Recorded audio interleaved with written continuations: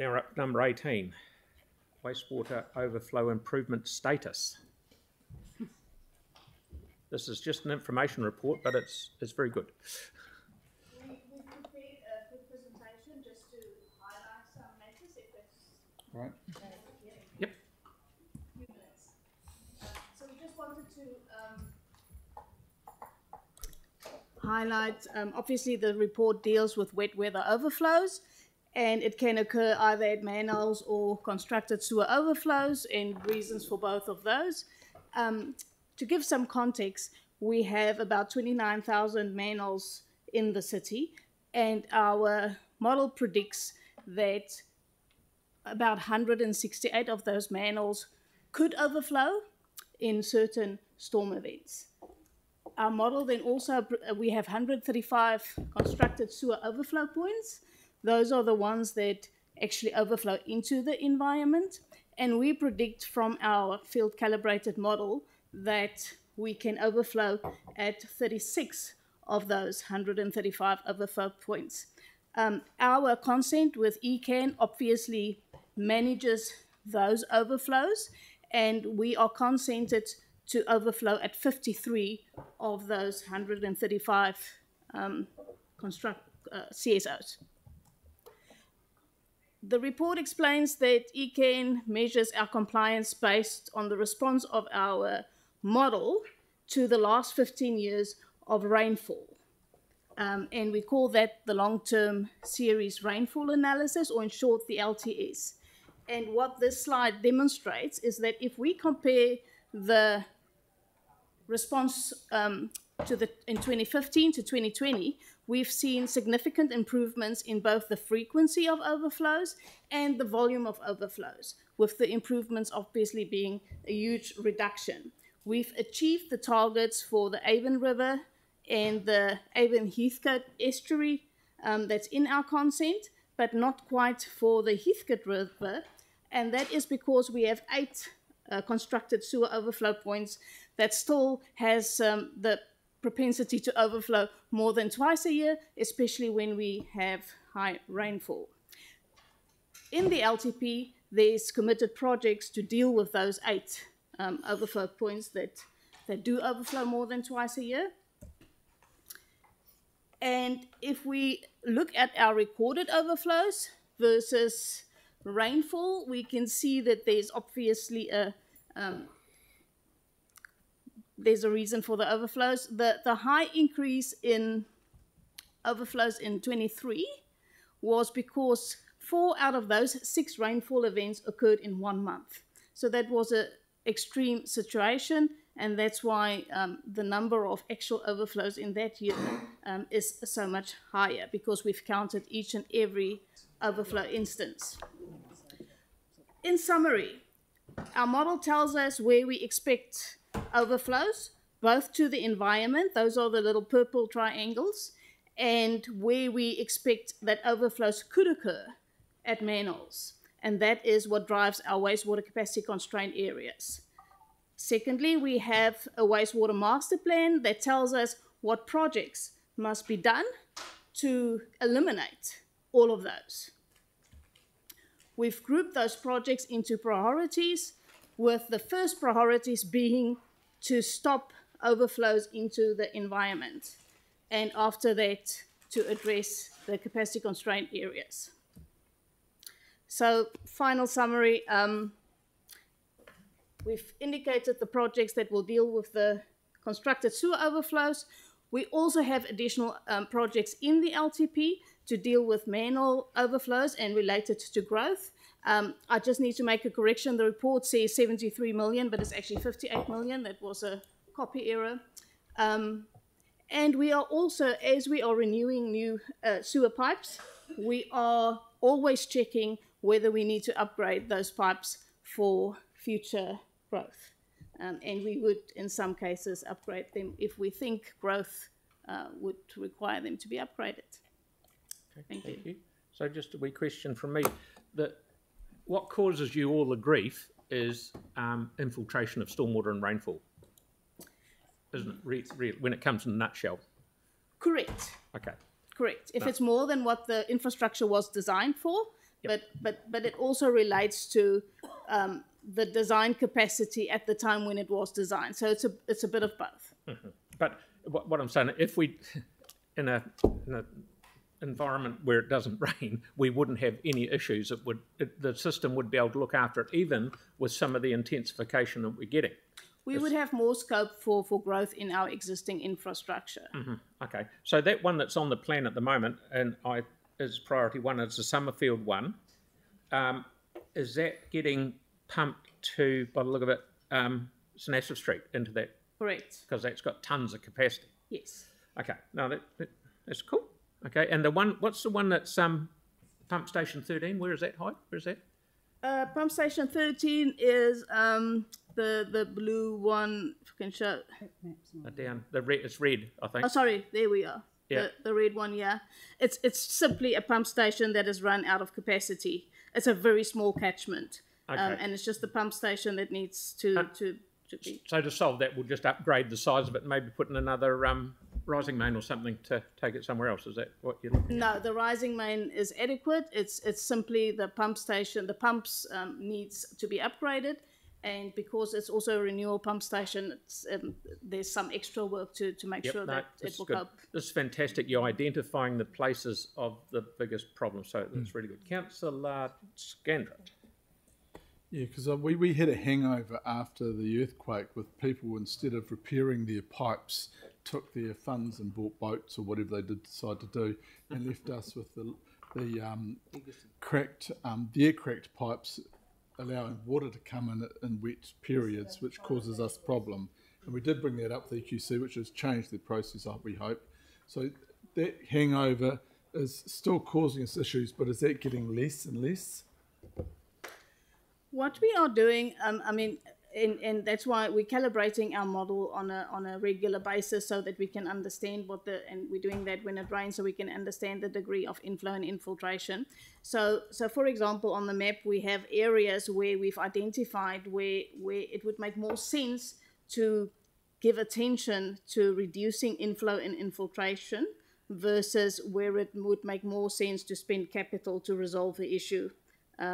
In terms of the high inflow and infiltration. Noting that our system has been designed for some inflow and infiltration, the problem occurs when it is more than that. So for example, in the vacuum sewer areas, we have that challenge where the inflow and infiltration is just simply much more than what the system was designed for, and we're unable to cope with that. So there are areas, specific areas, where it's more of a challenge than in other areas. Absolutely, because we can only do our pipes. We can't force private property to do their pipes.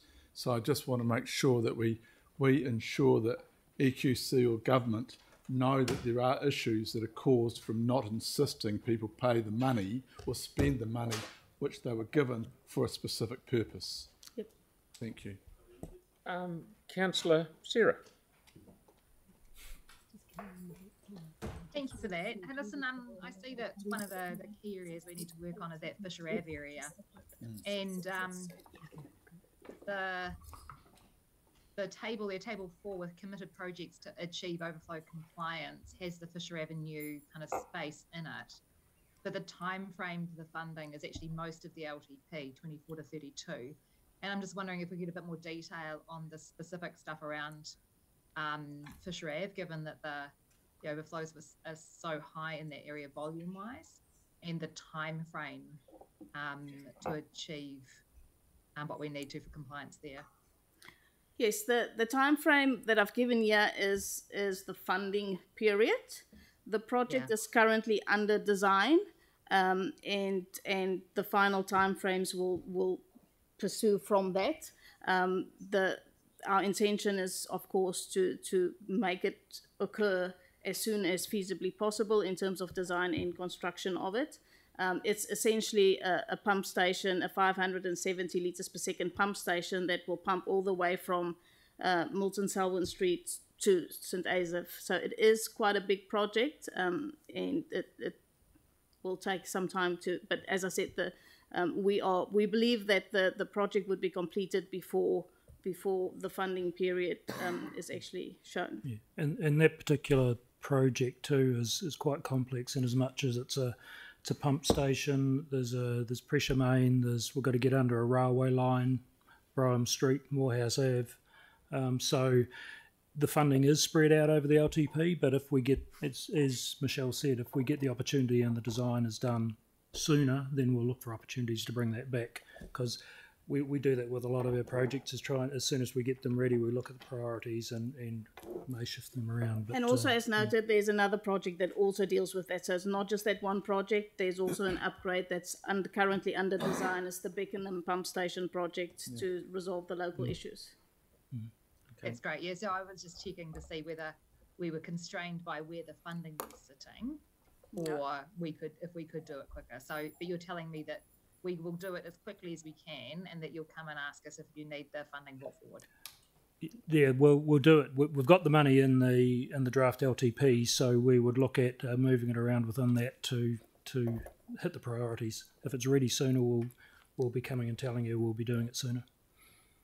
Yeah, but yeah, I think it's one of those ones where if it's possible to do it sooner, we really should be. Yep. Thanks. Thank you, Councillor Henson. Yeah, thank you for the comprehensive report. Like, it's really good. Lots of very technical information in there. Just at a very high level, I was just trying to understand, how do we measure the overflows when it rains? Do we actually physically go out and walk through the streets? So there's a couple of ways that we do that. We have monitoring in place by a contractor that has got monitors in place at 17 of our constructed sewer overflows. So where we know and our model predicts that we are overflowing, we actually have level sensors and velocity sensors in place that tells us immediately when it overflows, and it'll allow us to understand what the volume is.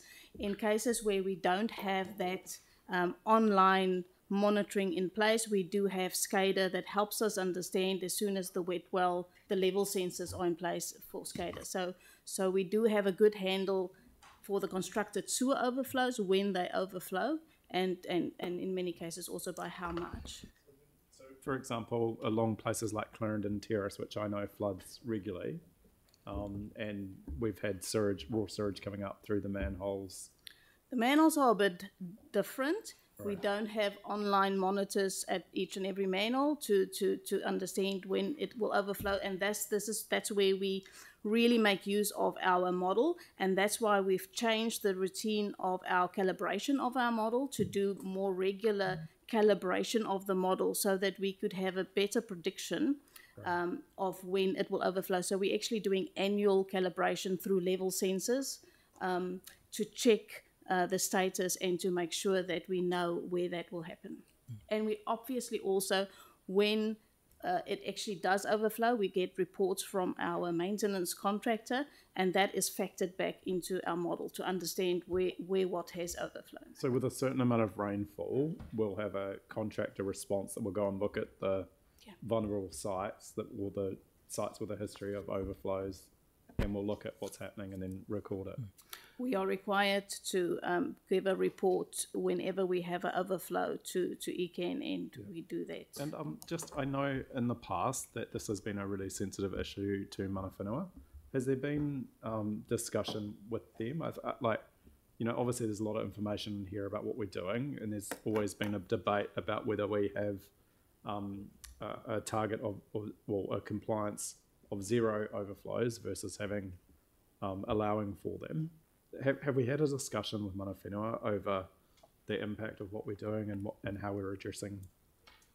We have sent them information a couple of years ago, probably not recently, but nothing stops us to provide them with the same information that we've given. And remember, the consent conditions which require us to continually get better. Back in the day when that consent was put in place, there would have been discussions then. And just in your further to your question around Clarendon Terrace, you'll notice for those in that table around the work going in at the Selwyn Street pump station, it's not just that area. You look at the flow-on effect of the streets further down the line. So you're beheading the catchment there, so it all has a cumulative effect as we go down.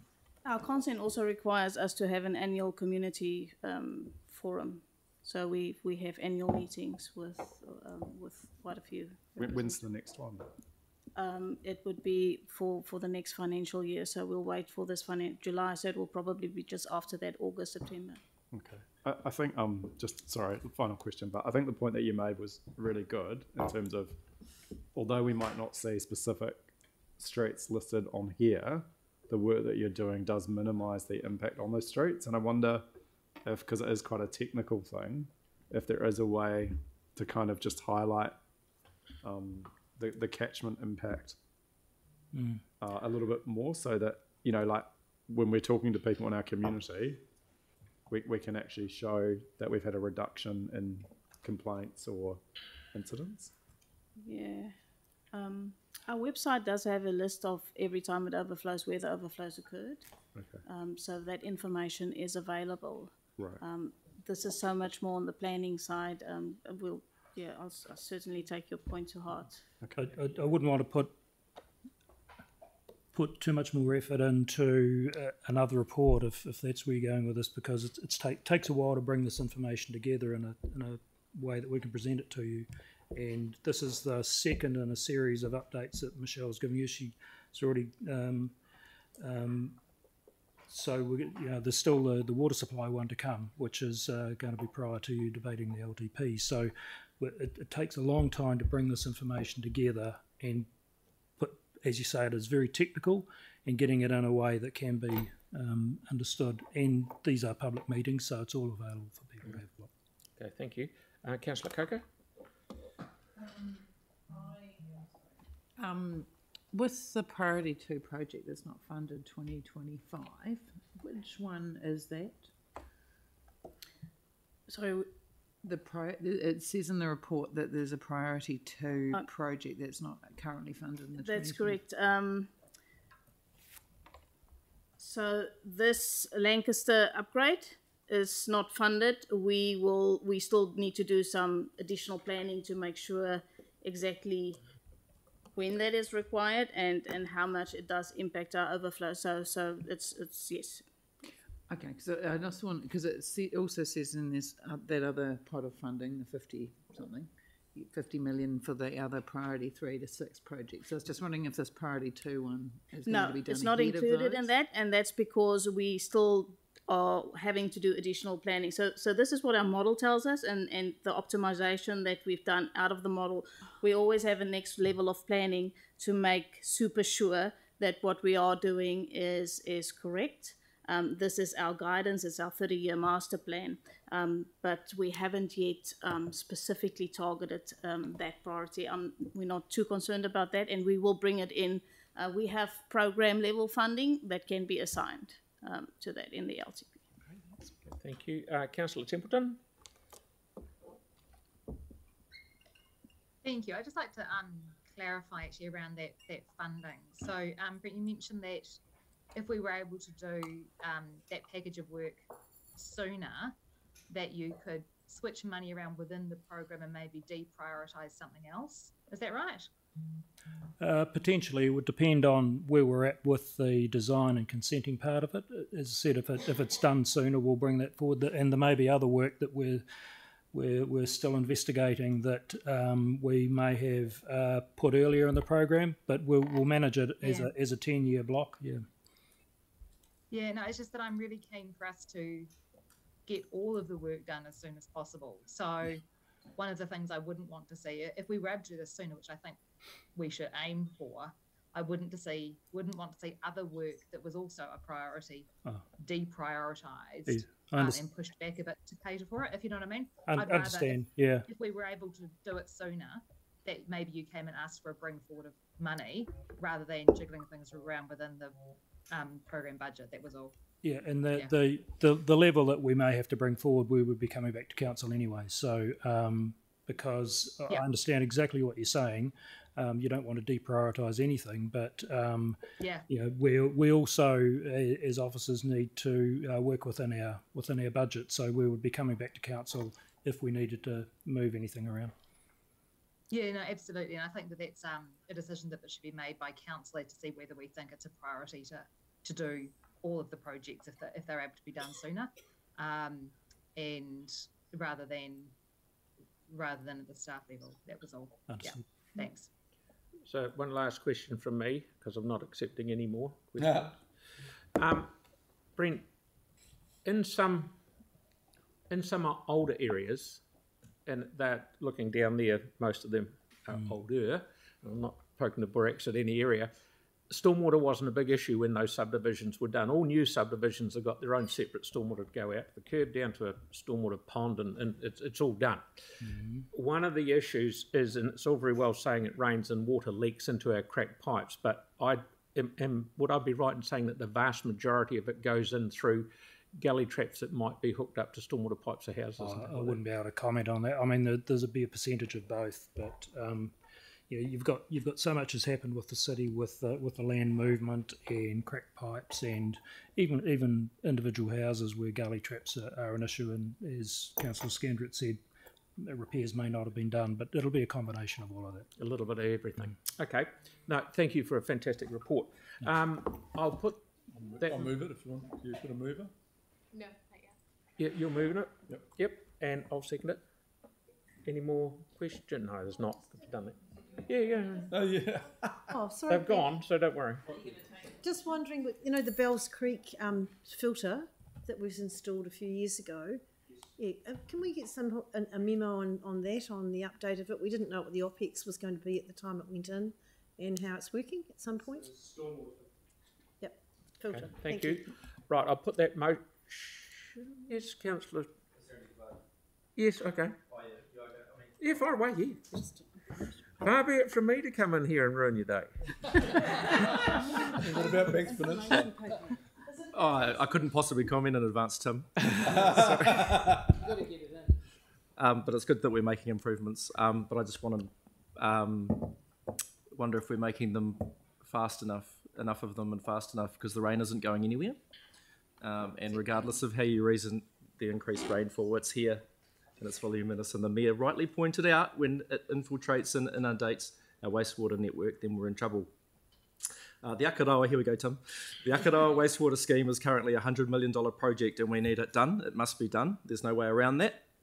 We have to get it right. And if we have any form of overflow when we put that scheme in, then in my mind we've failed it and our communities. And that's why we need collectively to find ways to reduce infiltration and inundation across the city and Banks Peninsula. And we need to work with our property owners and residents, and we need to improve our stormwater infrastructure, because right now we have barely swimmable beaches all over Banks Peninsula. And what other things are we willing to tolerate? Thank you, Mr. Mayor. You're welcome.